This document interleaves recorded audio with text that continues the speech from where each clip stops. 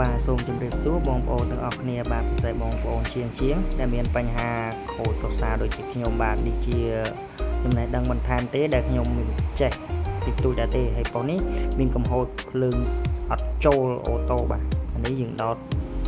ភ្លើងទៅគឺវាអត់មានឃើញភ្លើងមកនាឡិកាឬមួយអីទេយើងបើកុងតាក់មើលទៅគឺអត់មានទេអញ្ចឹងបាទអញ្ចឹងហើយគឺវាយើងកំណត់សម្គាល់ថានេះយើងវាស់កន្លែងនេះ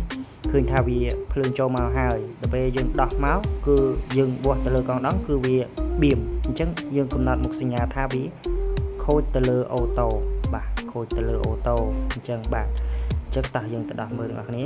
បាទហើយប៉ុននេះខ្ញុំក៏បានជួសជុលហើយបាទគឺវាខូចកន្លែងអូតូគឺខូច Fat អូតូមួយគ្រាប់បាទគឺវាមានលេខ3878បាទអញ្ចឹងវាខូចតែមួយគ្រាប់នឹងទេតែវាមានបញ្ហាតែភ្លើងអត់ចូលមកប៉ុកហើយភ្លើងវាកងដងនេះបាទគឺវាខូចតែមួយគ្រាប់នឹងទេបាទហើយខ្ញុំក៏បានដូរហើយស្រេចហើយវល់ទៅគឺតែវាចេញបាទតោះអញ្ចឹងយើងមើលបន្ថែមបាទ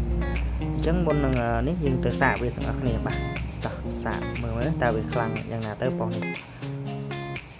ប៉ុននេះមានកម្លាំងខ្លាំងណាស់បាទព្រោះវាជាប្រភេទម៉ោះហើយវា200អាំពែ